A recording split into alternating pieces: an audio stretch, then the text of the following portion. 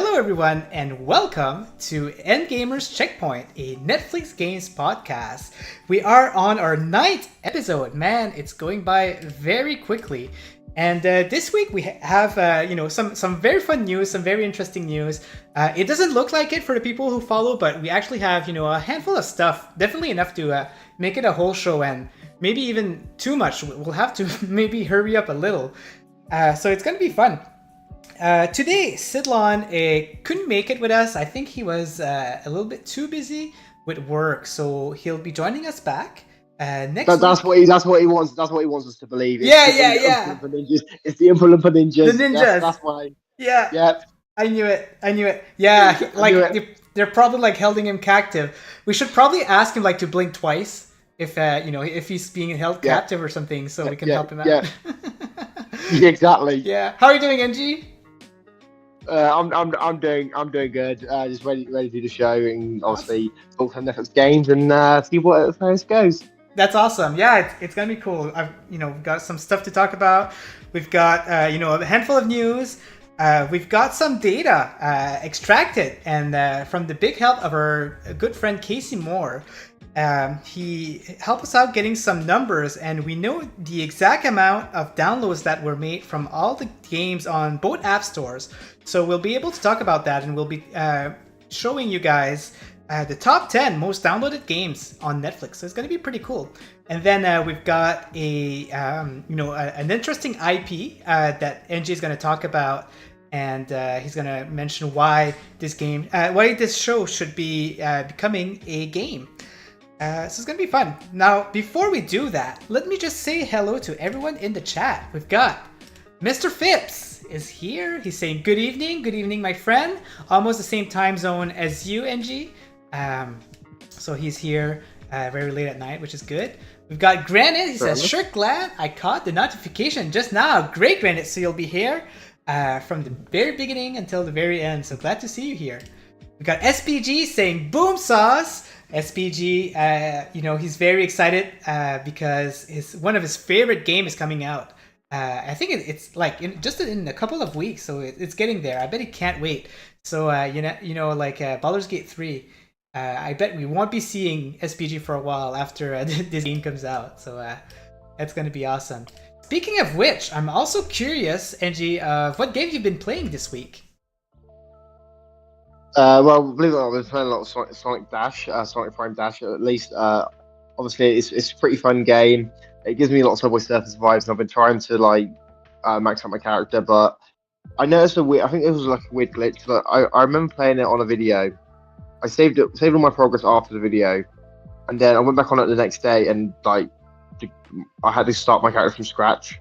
I still had some my points in that, but the leveling up of my character was gone. Oh, I don't know if that's normal. Yeah, that's really unfortunate because I didn't get that issue at all. I've been playing for a while now, and that didn't happen to me. So I guess I got lucky. Well, to be fair, it's because the phone I play Netflix games on is an older phone, so that could be why. Just some glitches. That's awesome. So yeah, Sonic Prime Dash is a pretty cool game. Came out. We'll be talking about that. I've been playing. What have I been playing? I've been playing some Teenage Mutant Ninja Turtles today, Shredder's Revenge. I've been into Sonic CD. I'm thinking of getting back into the Sonic games because of Sonic Prime Dash and Sonic Prime the show. So that's been fun. I've been playing some Horizon Chase, Turbo. I've been playing some... What else have I been playing? I've been playing some Redfall with some of my friends, Granite and Elemental Leech. I've been playing some Fall Guys, some Dark Souls 3. So I've been keeping myself busy. I've been playing a lot of game, and the reason is I've been feeling very good this week. No migraine, no headache or anything. Yeah. So I've been, taking advantage of that and playing a lot of video games. So it's been fun. Fair enough. Fair play. Yeah. So, let's go ahead and jump into the news. And what I'm going to do is maybe I'm going to jump into the news, and then in the middle of it, we're going to go and jump onto the top 10 most downloaded games on Netflix games, and then if we have time, we'll go and do some more news. But that's how I decided that we were going to do it today. So fair enough. Yeah, of course, the most exciting news is Sonic Prime Dash, which has released last week. Very exciting. There's been a lot of downloads on it. There's been, like a lot of people talking about it. It's been released at the same time as Sonic Prime Season 2. And, some people, they're not sure about this release coming out because it's kind of like a reskin of the old 2013 game, something that I want to talk about.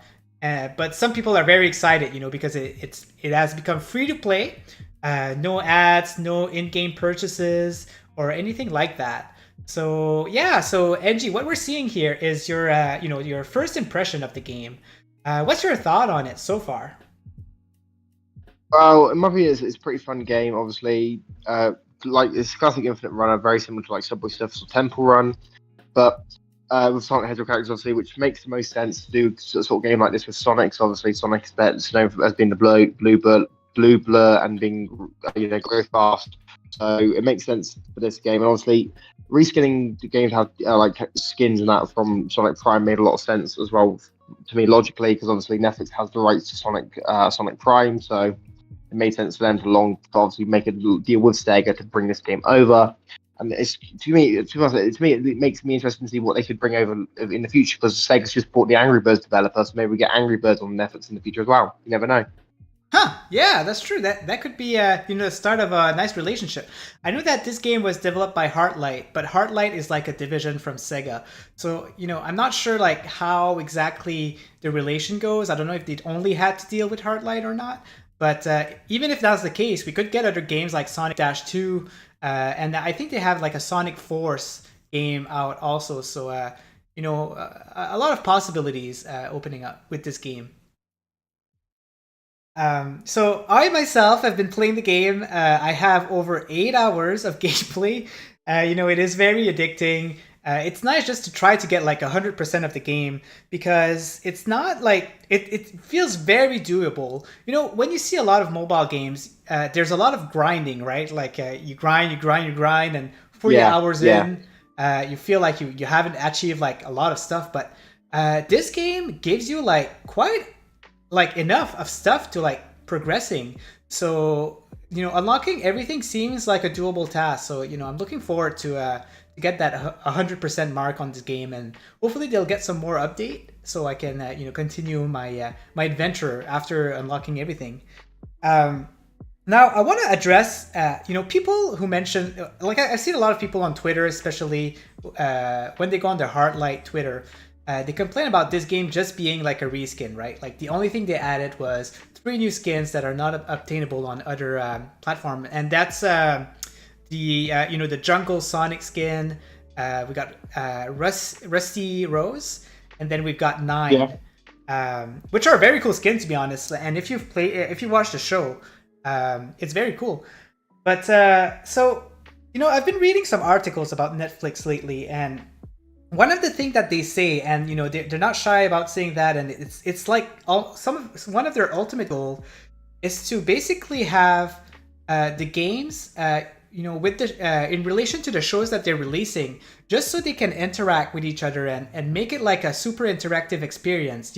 They have multiple medias, so you can you can watch the show, and then when you're done watching the show, you're like, oh, you know what, I can play the game now. You play the game, and then you go back into the show. And I think that the reason why they specifically choose Sonic Dash is because it's because it's related to the show. So they took the Sonic Prime show and then made something out of it. So this is kind of like the beginning of like making the relationship between a show and a game. And I think that was the vision of when they released that. So I totally understand why they did that. And to me, this is a fun concept because it did work. Like I've been watching the show, I've been playing the game, and it's giving me like a perfect experience. And I would have maybe never watched the show if it wasn't for the game coming out. And same thing with Queen's Gambit. Would have never watched the show if it wasn't for the game coming out next month. So this is just a little bit of thoughts that I wanted to say towards Sonic Dash. So it is an amazing release. This week tomorrow we're getting Too Hot to Handle 2, but this is something that we'll be talking about next week during the show. Oh wait, maybe not next week, but the week after, because I might not be able to make a show next week. But anyway, I digress. This is my thought Sonic Prime Dash. So hopefully that gives you guys a little bit of idea, of why they're bringing out games like these. But yeah, all I have to say for that. But moving on, we've got some nice news about Desta. So this week, or was it? I think it was last week actually. So there was a big conference with Develop Stars, and this week, last week they did it on Brighton, if I'm not mistaken. Yeah, it's saying it right there. And guess who won the best mobile game of 2023? Of course, it is Desta: The Memories Between, a game made by Us2 Games, and it is currently exclusive to Netflix games on mobile. It is also released on Steam and other platforms, if I'm not mistaken. But on mobile, it is exclusive to Steam. And what an awesome game! I've actually finished it last month, and I've been really enjoying it. So kudos to Us2 Games. I feel like they really deserve this award. They did a really amazing job, and I don't know if there's other games that did like an experience like this. So what do you think about that, NG? Do you think that Death deserve this award? Well, in my opinion, it's great when you see indie games win awards, no matter what the game is or what the team was, because it shows to many people that there is a level of storytelling that some games do, which other games can't match. But then you also realize that, well, if this game won an award, then that means anyone's game can win an award, and it gives many developers and many studios more reason to keep investing in new projects, new ideas, and coming up with new concepts for future games. To me, long term, Netflix should obviously Netflix, in my opinion, should go in and help some of these developers make some of these more creative ideas, so we get more stuff alongside the line of Desta or Layers Horizon or whatever, where we have these like new IPs that are like more unique, more stylized, and have these like unique stories behind them, and could potentially win tons of other awards, because then it inspires other developers to do the same. Mm-hmm. I gotta agree with that. And Paper Trail was actually, they actually attended. So the developers were actually over there. Their game is only releasing next year. So you know what? I'm rooting for them. I hope that they do win 2024, because it is an amazing game with an amazing concept. So hopefully we get to see that. 2024. Yeah. 2024. We're on. Paper Trail 2024. Let's go. But yeah, hopefully, it would be cool to have another Netflix game win, because it does bring more advertisement to it, and we want to see more players over there. Moving on, we've got a update from Dungeon Boss, the Respawn version on Netflix Games. The vanilla game is going away in just about a week or two. So we're just about to be able to play the game with Dungeon Boss Respawn exclusively to Netflix. But they had an amazing big update here. They did mention that they were going to do an update soon. Not all that they talked about is in this update, but it is very nice, because what they did is just fix like a big handful of stuff to the game. So they fixed some battle stuff, and some bugs where you were I don't know, let's check it out. So fix an enemy generation bug in the tower, issue that caused curse and evading to not have proper stacking. So it's very much stuff that you would play and like it would break the game, right? Like either an enemy is too strong for some reason, or an enemy is too weak, or just something doesn't work right. So this is what they did. They just fixed a handful of stuff with that.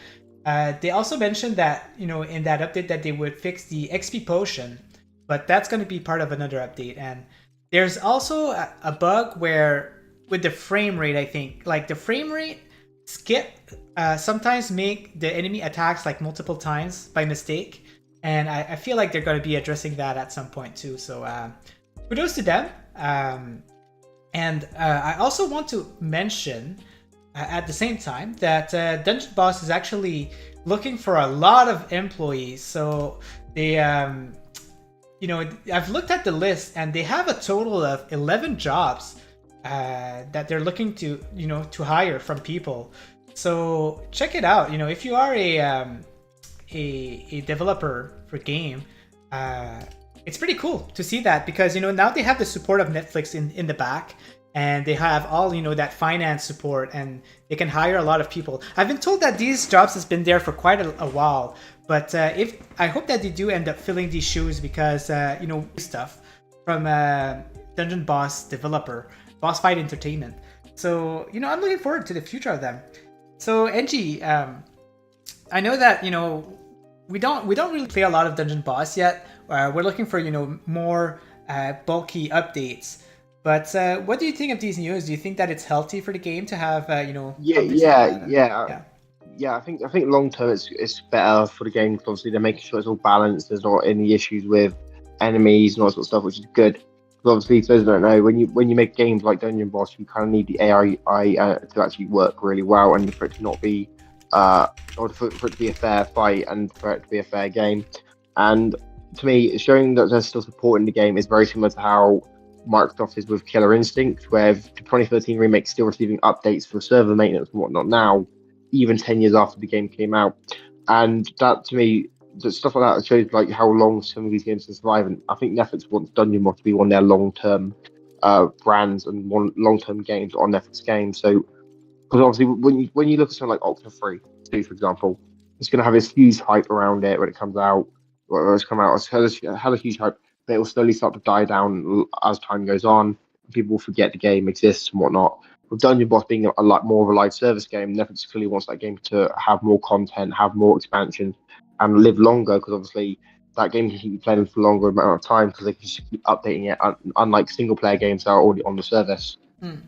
That's a good point. Do you think that Dungeon Boss will make another game, or do you think that it's going to be a while before we see that? Do you think that we're going to see like this game being supported a lot more before we see a new game? Well, the original Dungeon Boss lasted for about 10 years, so I could see Boss Fight actually spending a lot of money, and especially Netflix spending a lot of money on making Dungeon Boss Respawn a game that people will want to check out and try at least for a couple of times before making a judge about it. And I also think that Netflix will probably try and use games like Dungeon Boss to try and entice gamers and streamers to come over and make videos and promote the service. But I do think that they'll probably spend at least a couple of years updating Dungeon Boss Respawn, and then maybe, I don't know, 5-6 years in the future they may announce Dungeon Boss 2. You never know. Good point. Yeah, for me, I don't know why, when I saw them buying the studio, I was like, oh man, yeah, they're gonna make a new game. That's awesome. But you're right. Maybe they're just looking to keep that game going with the service, a nice little little game to be added, and that's what they're aiming to do. Maybe they just want the game to be on there, and then at some point, discuss about the future of Dungeon Boss 2. But we'll see. We'll see what they do with the studio. It's promising, and I'm looking forward to see what else they'll do with it. So moving on, we've got this nice article. So I just wanted to mention it because I really enjoyed this article. It kind of like mentioned all of the important staff of Netflix games, and he praised them all, and it's not just that. He also like talk about the backgrounds of every single employee, and I just want to go through it quickly, because it's just to show you guys how powerful they are becoming in the Netflix games section. Because they do have like some amazing people. So let me just go through it a little bit fast here. Of course, some people that we talked about before. They've got Chaco Sony. They've got I'm having a blank here, but yeah, they have Joseph Statham, Rafael Grassetti, which is the he used to craft some characters for God of War, Jerry Etzel, and these are like the 4 basically big guys of the new studio that they've done. But then they start talking about some people that I wasn't too aware about. So there's Jason Mueller, who is a ex-Kabam, which is the developers of Transformers Forged to Fight, Capcom, Disney, so big name there. And then James Byrne, who is the new director of Live Game Service, Grażyna Domanska, again. And, I'm going too fast, but if you look at these, you'll see that they have like really big backgrounds. So, this one has background in Call of Duty, Sledgehammer Games, and we got Derek Heck, director who worked on Blizzard. They have a lot of employees from Blizzard, from something that I've noticed there. Andrew Chamber, again with Blizzard. Victor Wang, which is a product manager. Tyler McLaughlin. And then Riot veteran David Lyerly. Got Thomas Baxter. Jenna Hanlon. Jenna is I'm kind of familiar with her. I've been following her on LinkedIn, and yeah, she's like a recruiter if I'm not mistaken. And she was a former Google EA manager. Got Chrissy Kelleher. She's kind of takes care of like the relationship and PR of Netflix games. She's I've been talking to her also, and she's awesome. Marco Lastica. Again, just a bunch of people here. I really recommend you guys to go check out this article. I'm gonna put it in the chat. Let me do that right now, and check it out. I mean, if you think that Netflix is like rubbing their pennies, you're. Oh, I guess I did that correctly. There you go. If you think they're rubbing their pennies, you're absolutely wrong, because they do spend a lot of money. People say that they don't spend a lot of money commercially, but they do spend a lot of money in their employees. Like they get the right people for this job. So NG, were you aware of all these employees that they had, and No, I was not aware. I was not aware of any of them besides the first four. But I do know there has been a big exodus of Blizzard employees over the past few years, going to other studios, and that due to basically mismanagement at Blizzard as a whole. So I understand that a lot of employees from Blizzard behind Overwatch and World of Warcraft, Diablo, all these sort of games have gone to other studios. So I feel like Netflix is smart by snatching as many of them as they can. Let's just hope they got all the good employees and none of the bad ones. So like the ones that were causing all the mismanagement. So let's hope they got the good ones and not the bad ones. Because obviously, if you want to Google what I'm talking about, Google it, because obviously I don't want to stay on air because obviously probably get age restricted.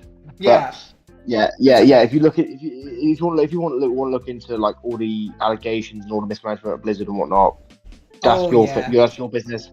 I'm not going to talk about it, but yeah, if you want to look up, that's why. So hopefully, the employees that they're getting on from like Blizzard are good employees that spent all their time working hard and making great games, and not the management who are obviously meddling with stuff. Yeah, absolutely. I'm not like super knowledgeable in the employees, but from what from what my knowledge, these guys, they don't have like any bad reputation as far as I can tell. But it's definitely maybe we should, if we would make more research, maybe we could find some stuff. But definitely, at least even though they worked on maybe popular companies that are questionable now, hopefully they did a good job, and we'll keep that reputation with Netflix. Yeah, hopefully. Yeah. So there you have it, guys. It's the list of like the biggest, the big guns basically of Netflix games. So hopefully you get to see this article and expand your knowledge on all these nice people that we have here. All right, so last news that we have, you know what? We'll go at the top 10 afterwards, but the last news that we have is actually we're going to talk about Vinit Nair. So Vinit is actually a part of the community of the Netflix games. He's a very nice person because he doesn't make any videos, but he does make nice blogs about Netflix games. He has some very nice articles out there. His last one was about Leia's Horizon. He did a review here. So if you go on his Twitter, you'll find that he's talking about Leia's Horizon, and then he puts a link to his review. But this is not the article I want to talk about. He actually did another article somewhere. You know what? I don't. I don't quite remember where it is. Let me check my notes. Oh, I just I just wrote Vinit's blog. Okay, so let me go on his blog right now, actually, and see how it is. But guys, I'm gonna put his link on Twitter in the chat again. Check him out. We do like to praise some of the Netflix gamers community out there. So check him out, and if you like what he has, definitely check it out, because he has like he loves putting his thoughts on Netflix games, and he always have like some really good thoughts. And yeah, I just encourage you guys to go check it out. See here. That's the one. Yeah, that's the one. The one on July 10th. So yeah, he was talking about, a Netflix game, a new player in the gaming. So here he's just like praising Netflix games and saying like how good it's gonna be doing and all of this stuff. And he's also like showing a list of games that that are good on the system and things like that. It's a really nice article. You know what? I'm gonna put that in the link below also, and check it out if you wanna. It's a nice article from a community member. So yeah, I know, NG, you are you're like really hungry for community people to make content, right? So Yeah, I am. Like genuinely, the more people we have making content for Netflix games, the more it'll grow, the more there'll be interest in the platform. It's kind of why I figured stuff like Stadia didn't work out as well as intended, because in my opinion, Google partnered with the wrong creators. Some creators literally made one video on Stadia and they just blew it all off for the rest of their time. So I was like, if Netflix games, what Netflix should do, Netflix should, in my opinion, go to some YouTubers, go, hey, make some videos on our stuff, and then like do some sponsors from long term, like say like 5-6 videos, whatever. Don't do what you did, what Google did, where it's like, hey, give a free Stadia edition to Jacksepticeye. He makes one video on it and then never talks about it again, because yeah, that to me is not really good look. Because obviously, if I'm seeing a YouTuber promote a service or a game or whatever to me, and they promote it to me once and then they never promote it to me again, I kind of feel like they just got a nice little bag and then they walked away. They didn't actually really care about the thing they were promoting. But yeah, I think Netflix should obviously team up with some YouTubers for that, and obviously the more people on YouTube that actually make videos around Netflix games and talk about Netflix games, the better it is for all of us as well, because then we'll all grow, we'll all be able to grow together and expand our audiences across multiple different demographics who are interested in different things. But you're right. It would just be nice if someone would dedicate more time. there's one I actually found recently. This guy, he made a load of they sort of like documentaries, like videos, and he made one called I don't remember what it's called, but it's got like 3.5k views. If you look up Netflix games on YouTube, it'll come up. It's called like the inevitable rise of Netflix gaming or something like that, and it's actually a really good video. I've actually commented on the video, and a dude actually responds to me, so that's actually pretty cool. So I'll need to check that out. Sounds like a really nice video. Yeah, I'll give that a search and check it out.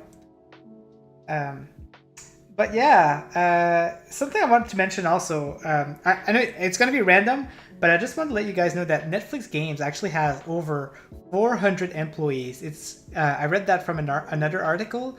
Very, very interesting article. I don't have it with me at the moment, but yeah, they're really, really growing. It's a very big studio now, or a big branch of Netflix Games. Yeah.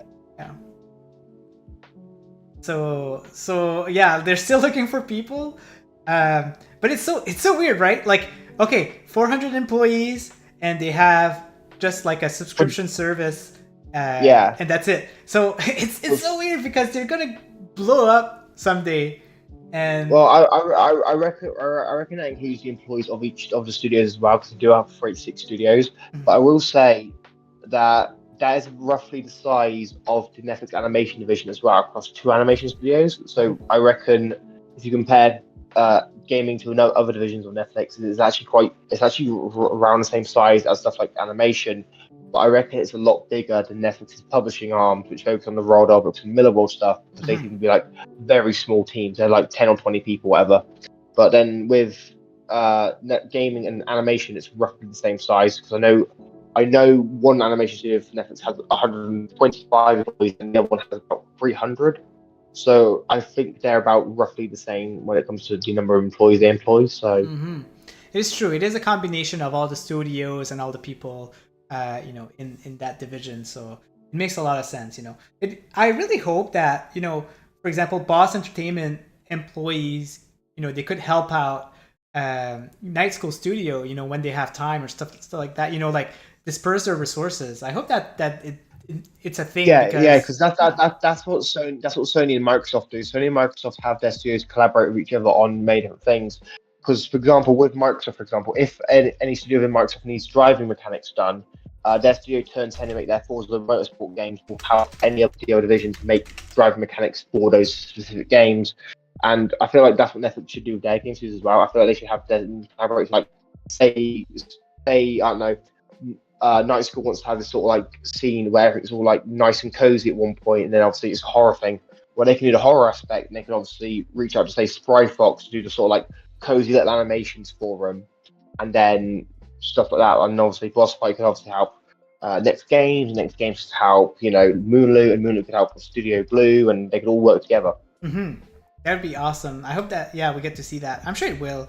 Granite is asking, are they making games?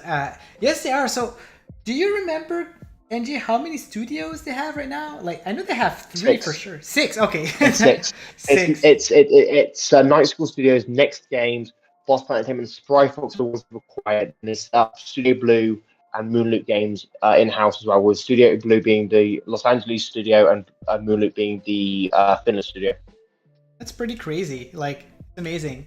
It's good to hear though.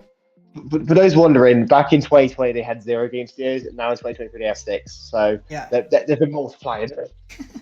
Yeah, they're taking the time, but whenever it's all built up, like maybe in 5 years, it'll be like, boom, here's a game, boom, here's another game in 2 months. Like it'll just won't stop. So yeah, it's gonna be fun.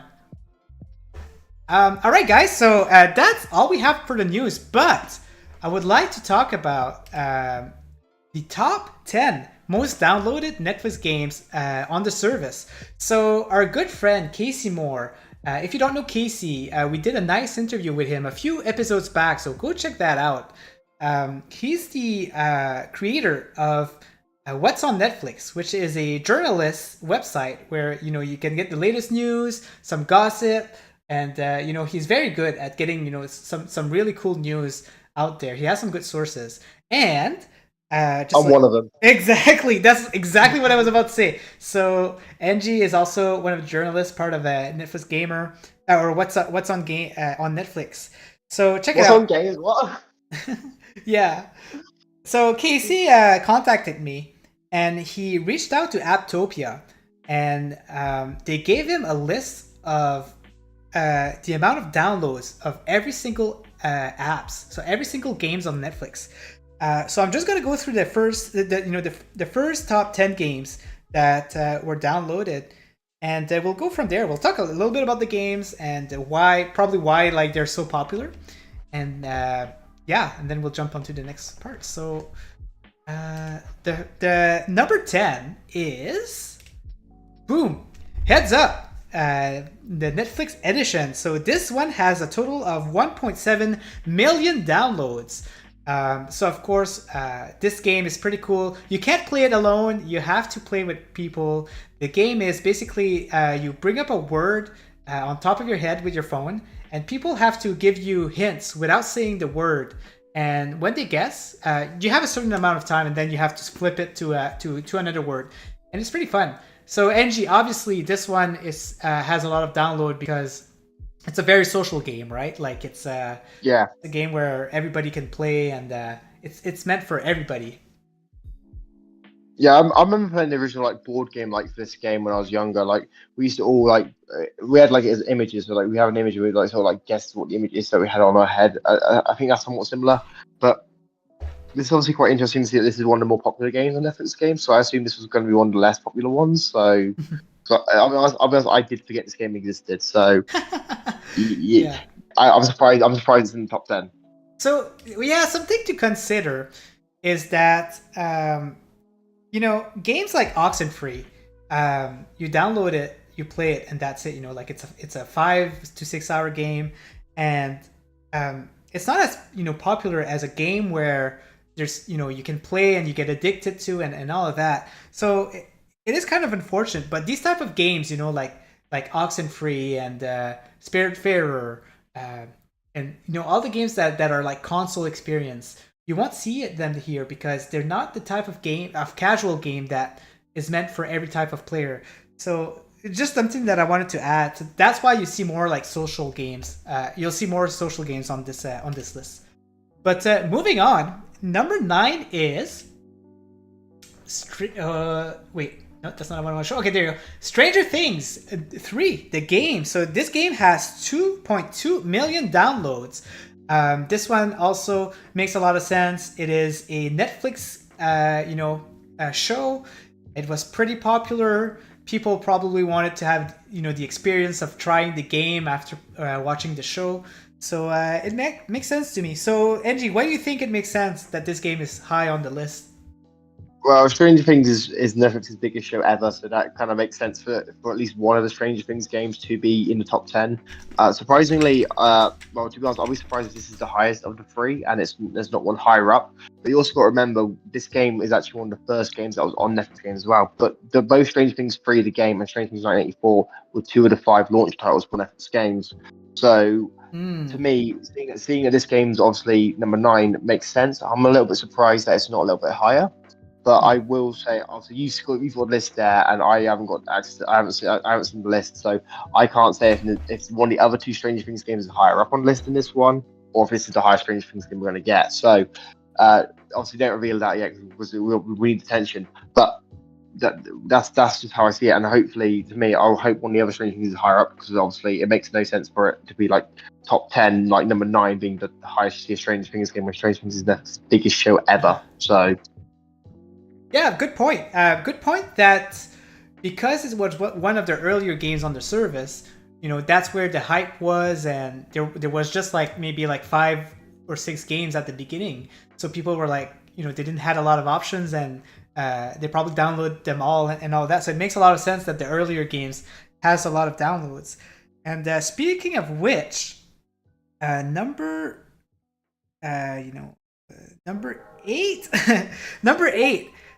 Is Shooting Hoops. So this was also a launch title, which, personally, this one I was surprised about it because it is a very simple game. You only just shoot the ball into the basketball, and that's it. Then another ball respawn, and then you do it again. And how many downloads does this have? This one also has 2.2 million downloads. So it's very, very close to Stranger Things 3. So guys, if you haven't already downloaded Stranger Things 3 the game, please go do that right now. We've got to beat this basketball game. Yeah, guys. I'm not mad. I'm not mad that I was rejected for the NBA. I'm not mad. I promise. I'm not mad that I was rejected for the NBA. I promise. I mean, this one I had some fun for like 15 minutes, and then I never touched it again. Right? Like it's a cool concept. It's a good time waster, but it's a really simple concept. You just shoot the ball to the hoop, and that's it. But yeah, it looks like it was popular at the beginning of the of the service at the very least. Number 7 is Exploding Kittens, another very social game similar to Heads Up. This one is a card game, and yeah, there's actually a lot of strategy to it. You just have to figure out what the purpose of the game is that you can't draw the exploding kitten, and if you draw it, you might have like a card that makes you like invulnerable to it, and then there's a lot of strategies to it. I really enjoyed what I've played of it. This one has 2.3 million downloads, and again, very social one. You can play online with a total of 4 other people. When I played, I had no problem finding 4 other people. Like, it took me like 20 seconds, and I was already in there with other people. So have you played this one, NG? No, I haven't. But what it's just done is it just made me think that what we should do is we should host community nights on your channel where me, you, Sidlon, and a member of the community come on and do these sort of challenge games and play against each other. That'd be fun. Yeah, well, you know what? I wanted to do that. Like to celebrate 100 Discord member on Discord for Netflix Gamer. I wanted to celebrate by doing a community night with Exploding Kitten, but I haven't done it yet, and I really should. I'll have to look into that, but it's definitely I think it's definitely the perfect game to play online with a lot of people when we want to bring something up with the community. So yeah, Granite is even asking here, when is Exploding Kittens community night? It's happening, Granite. I swear, it's happening. Just I need to get to organize it at some point. I would love that. Yeah, Ninja's got to organise it. We've also got to get Sidlon back from the Impa Lumpa Ninjas, and then we'll have to figure out who else is going to be hosting the night. So maybe get John Scar to join us. You never know. But yeah, let's get John Scar in. I'm sure he will be interested in that. So number 6 is another early one, and it is Bowling Ballers.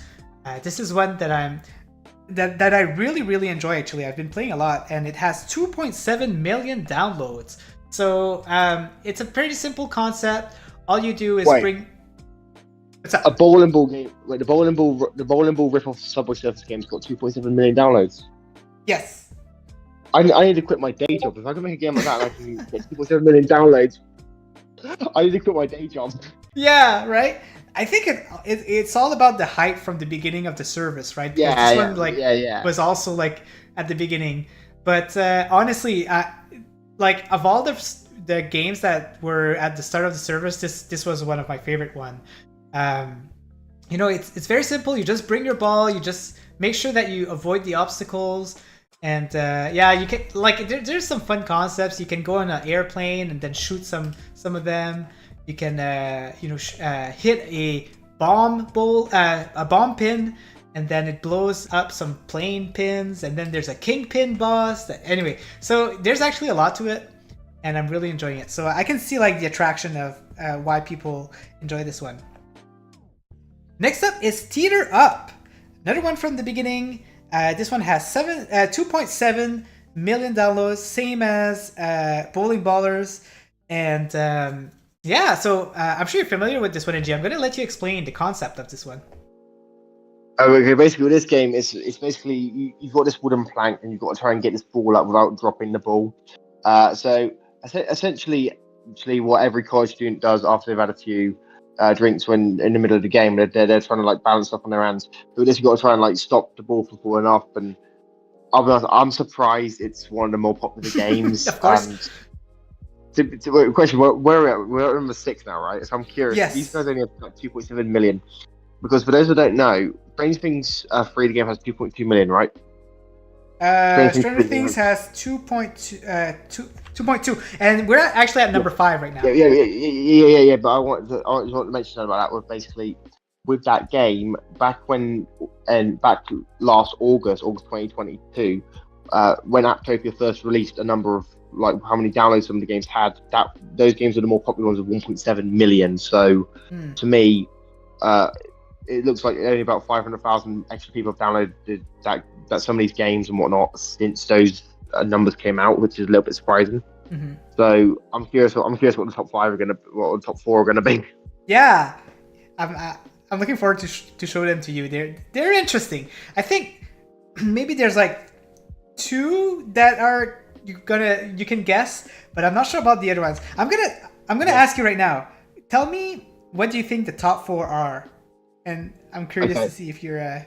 Okay. I reckon number 4 is Oxenfree. Okay. Number 3 is Teenage Mutant Ninja Turtles: Shredder's Revenge. Okay. I reckon number 2 is Strange Things Puzzle Tales. Okay. And I reckon number 1 is Strange Things 1984. Interesting. I'm gonna tell you right now, there's only one in there that you were right. And not right, but there's only one in the list that you got correct. That's 4. Yeah, fair enough. We'll see. Okay, so number 4 is, you'll be surprised, it's SpongeBob Get Cooking. I know, right? It has a total of. Wait. There's a SpongeBob game? What's that? I was just looking down. There was a SpongeBob game on Netflix. I'm just looking at now. So there's 3.1 million downloads on this one, and I haven't tried it. Confession SpongeBob. There's about 10 games. There's about 9 games that I haven't tried yet, and this is one of them. And I'm not sure what it's about, but it looks to me like it's like some kind of cooking, mobile game. So it's interesting, But I can see the attraction because it is a casual game, right, NG? And people do like that. Yeah, and by the way, Ninja, just want to let you know that we are currently watching as Netflix has its quarterly report as well, by the way. So as we're doing this episode, Netflix is currently reporting its quarterly report, and I've just seen a notification from what's on Netflix saying that they've got 238.9 million subscribers for Netflix now. So to me, 3.1 million is a little bit disappointing because that's not even 1% of the whole Netflix. That's crazy. Oh my gosh, so it did increase though. Wow. Yeah, 238.9 million potential people could be playing these games as part of the subscription. Yeah. So I'm curious what the top three are when it comes to the downloads, Yeah. because I doubt it's anywhere near that. And when it comes to the first one, we'll divide to the amount of subscribers and see like maybe just a potential of how many people are in for the games. It'll be an interesting thing to see. All right, so number 3 is the only game that you guessed, and it was Stranger Things 1984. So Knew it. yeah, that was a good guess. It's a cool one. No, the reason I knew that was going to be in top, it was going to be in top, or was going to be in top 4, because basically with that game, it was the most popular one back in like August 2022. It was one of the more popular games on when Aptopia released that list. Mhm. So I'm not surprised that it's still one of the more popular ones. But how many million downloads has it got? I was gonna ask you, take a guess. How much downloads do you think this one has? I'd say about 3.5 million. It has 4.5 million, so a million more.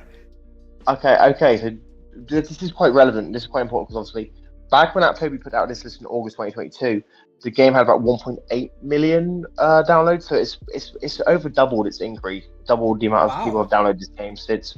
Because obviously, 1.8 million compared to 4.5 million is quite a big leap. So that's quite impressive to see that Netflix has actually gotten quite a few more new people to check out this game. Although I will say 2 of those downloads is technically me, because I downloaded it on both my iPhone and my Samsung phone, so I kind of cheated. Haha, very nice. Well, yeah, I downloaded it on my iPad and my phone at the same time too. Like it's a nice game, and I bet that the numbers go super high whenever there's a new season coming out, right? So these numbers probably increased when season 4 came out. So we'll probably see another surge when season 5, the final season, comes out. So that's going to be pretty cool. No, not gonna lie, I'm kind of surprised Stranger Things Puzzle Tales isn't on the list. I'm a little bit surprised at that. Yeah. So Stranger Things Puzzle Tales is not there, and Teenage Mutant Ninja Turtle. I think that was probably the least one possible to come there. But Oxenfree is not there either, which is surprising. So number 2 is one that I thought that you were going to be able to guess, and it is, boom, Too Hot to Handle, with a total of 5 million downloads. It's 4.985, so I'm going to say 5 million here. They're almost there with the 5 million. With Too Hot to Handle levels of game, I will say this. I'm surprised that the game even got made, because if you read it or if you play the game, it feels like it's very smutty. It's very smutty visual novel. I'm surprised it's even still legal. But this is what annoys me with Too Hot to Handle is it reminds me of this British reality show that is all over the place called Love Island, and my God, Love Island's dreadful. But Love Island sort of come out, and then Netflix made Too Hot to Handle. So I'm like, okay, so you just stole their idea, and to be fair, you did do it better, and you have got games for it, so you did do it better. But the company who makes Love Island is like, well, we've got a podcast, so we're different. Yeah, for sure. It's crazy because the Reddit has over 1 million people who joined it. I think like it's super popular. It's still super active, and now that I see that, I understand why they rushed a second game, like why they made it within just like even less than a year. And it is because it's one of their most popular game on the service. So why wait, so they probably contacted the developers and were like, hey, you know what? I'll give you like a flat fee and give us another game, like it's doing really well. So before you reveal number 1, I want to ask you, yes, did this one surprise you? The Too Hot to Handle one or the first one? The one in first place. Did it surprise you what game it is? I'm gonna say it surprised me because I barely hear anybody talk about this game. It's Okay, well, before you reveal what the game is, do you want to tell us the numbers? Yes. Okay. Sure. The first game on the list has made 6.4 million downloads. So let's take a calculator Okay. here and check it out. So you got 238.9 million divided by 6.4 million. That's not a lot. No, That's not a lot. That's not a lot. no, Like, yikes. 238. Wait, Point no. nine. I'm gonna do. Sorry. So 230, six. 239. I'm gonna take the exact number. So 0 divided by. This is edutainment now. It's edutainment. We're educating people. Yeah, exactly. Listen to Professor Ninja Guy in NG. 239. 0, 0, 0, 0. There you go. Just so we're all aware, I'm the assistant professor. So obviously, if I say something wrong, it's Ninja's fault. Just so you're aware. Exactly. So it is 2.69% of Netflix subscribers are into video games. So you know what? It actually increased. So I'm happy. It actually doubled. So so NG, like I'm still kind of happy about it, to be honest, because it did double, right? So it is improving. Yeah. So yeah. Oh. Go ahead, Wait, NG. I've already forgot what was the game. Yes, I was about to say. So the game is, and it's going to be very surprising, it is Asphalt Extreme. So it is the only racing game, if I'm not mistaken, that we have on the service. And All right, come on, Netflix, Drive to Survive. Make a Drive to Survive game, please. yeah, there you go. So Come on, there you go. I don't know what'll happen, right? Like, will they contact Asphalt and ask them to put another game in? Will they release more, racing games on the service? Basically, Asphalt Extreme is made by Gameloft, who's obviously quite well known mobile game developer. So we could potentially see Netflix strike a new deal for more games aimed from Gameloft, or more specifically, more Asphalt games. We could also see Netflix make deals for more racing games. Personally, I would like to see Netflix make a Mario Kart-like game with some of its Netflix characters. Like you could have call it Netflix Kids Karts or something, where you have a bunch of characters from like children's shows racing each other, or maybe make Stranger Things karts or something, or Squid Game karts or something, where last person to win the race, well, the last person across the finish line gets blown up. Oh my gosh! You're insane. Can you imagine? Yeah, that'd be pretty crazy. Come on. Just so you know, if anyone at Netflix is watching this, I am taking job offers. There you go. For ideas. I want £1 million annual salary day. So there we go. I'll pitch you at least 50 games. There you go. That's my offer. That is crazy. So we previously talked about having kind of like a brawler game, like Super Smash Brothers game for all of these characters, and I mentioned that it might not be a good idea because they're not doing as good as they used to. But now that you mentioned the card game, I think that'd be a better idea because card games are still doing very well. Outright Games is releasing some card games that are great, and Mario Kart is still doing amazingly well. So it's definitely a good idea. You guys should really hire NG. That's a brilliant idea. Why don't Netflix buy Outright Games? Exactly, brilliant idea. I totally did not make a video about this morning, but yes, Yeah. I do feel like a go-karting game would be pretty interesting. I also feel like what they could do as well is like if they don't want to do like an overall like Smash Bros sort of game with all their characters, they can make like a fighting game within certain games. Like say, I don't know, make a game where say you've got like the Miller World IPs where they're all fighting, or maybe a Kitty Roll Doll beat 'em up or something. There you go. There you go, Netflix. That's 2 ideas for free. Now I know you're a multi-billion-dollar company and you're worth like twice the amount of Disney, so please hand over at least $5. There you go. Listen to your fans.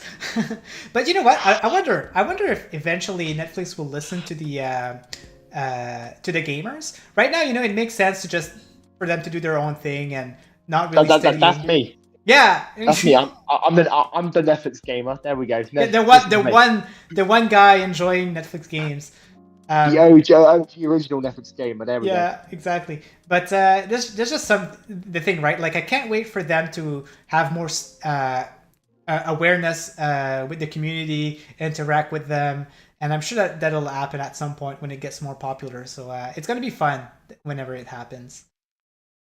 So Angie, that's all the time we had for today. I'm so sorry we couldn't make it for the IP of the week, but we're gonna go ahead and do it during the next time we do the episode, if it's okay with you. Okay, okay, that's all right. Also, Okay. before we go off, do you want me to promote? Do you want to promote what we're doing on the 28th? Oh, absolutely, absolutely. Because for those who don't know, guys, basically on the 28th of July, I'm turning 20, and to celebrate, me and Ninja here, we're going to be doing a live stream of playing Queen's Gambit Chess. I'm going to be raising money for Gosh Children's Hospital, which stands for Great Ormond Street Children's Hospital, which is a great little charity in the UK that raises money for really sick kids, similar to what St. Jude's does in America. And basically, that's what we want to do. So we're gonna be on 20th of July, about I think it was at 7 a.m. your time, isn't it, Ninja? And 12 p.m. my time, which is UK time. We will be doing a live stream playing chess, and obviously I have no clue how to play chess, so I'm just going to try and king me or checkmate every 5 seconds, trying to make sure I'm playing the right game because in my country I mostly play drafts, which is what we call checkers. So I have no clue how to play chess, but hey ho. But yeah, and that's basically what we're going to be doing. So, and obviously later on that day, Ninja's got another stream as well that he's going to be doing, which I ain't going to tell you that. I'll let him tell you that bit whenever he wants to tell you. But yeah, that's what I just wanted to say. Yeah, that's true, and that's right. So on the same day, a little bit later, I do have a nice interview set up with the one and only creator of Paper Trail, Henry Hoffman. So we'll be talking about the development of Paper Trail, but we'll also be asking some nice questions about Netflix games. Like I'm curious to see how they were approached and stuff like that. So very exciting. It's going to be part of my iTai show, which I haven't been doing in a while. So it's going to be very fun. So look forward to that. And don't forget to go on NG's channel because he does have a very nice video out there about why Netflix games should be buying outright games. And you know what? It's actually a good idea. I really think that they should do it also. So hopefully they do that. But guys, this is the episode for the week. Just to let you guys know, unless there's a lot of news to cover next week, I won't be doing an episode. I'm going on vacation, and I just won't have time to plan out the show and all of that. So unless there's a crazy amount of news, we're gonna skip that week. But then we'll be back the week after with a lot more news. So hopefully you enjoyed that. Now before I go, but don't worry, guys. Yeah. But don't worry, if you're gonna miss us that much on the 25th, don't worry. Queen's Gambit Chess is coming out today. So there will be tons of people talking about Queen's Gambit Chess. So if you miss us that much, just remember we'll be back on the 28th. So don't miss us too much. Exactly. Well, we'll have Sidlon be referee. We'll invite Sidlon to be referee. Yeah, and we'll we'll talk a lot about Netflix games anyway. So it's gonna be fun. Yeah. So yeah, before we go, Ninja, I'm gonna let you take it away and do the last goodbye words. The pleasantries, yeah. Yeah, there you go. So, thank you all for listening. If you're new here, make sure you subscribe to Ninja. Obviously, Ninja's obviously great creator. He does a ton of live streams for Netflix games. Obviously, check out some of his other stuff as well. Watch all of his videos for hours as much as you want. Thank you. Also, make sure you subscribe to him. If you want to check out my channel as well, Netflix Gamer, please go ahead. I'm trying to hit 150 subs. I'm like 2 or 3 away last time I checked. So please subscribe. I'm trying to get to 150. Or likewise, obviously, if you want to check out my content and sort of I've got tons of gaming videos on Netflix games, as well as videos on opinions around Netflix games and stuff I think Netflix should do long term to grow and be a more strategic company. As obviously they're trying to build up their empire. Likewise, obviously, check out Sidlon. He runs our Reddit and our Discord. So obviously check out our Discord for Netflix games and obviously our subreddit. Tons of great people in those groups. Talking about Netflix games all the time, whether it be Layers Horizon, some Netflix original game, or maybe they're talking about like a Netflix movie that they think should be turned into a game. There's tons of people in the community, and if you're new and if you're in the community, get creating content. Make some posts, make some videos, make some shorts, do something, and just let's start the conversation. Let's promote Netflix games and tell Netflix, hey, we are here. We like what you're doing. Make more, please. Exactly. And yeah, and basically, guys, that's all I've got to say. Thank you all for listening once again, and we will see you. Ninja will probably see you before, but I probably won't see any of you guys or hear from any of you guys till the 28th when me and Ninja do our little test tournament. So I'll see you then, and you'll see Ninja when he next goes live. So thank you for listening. Awesome. Thanks, Peace. guys, for coming in, and see you on the next episode. Bye, everyone. Bye.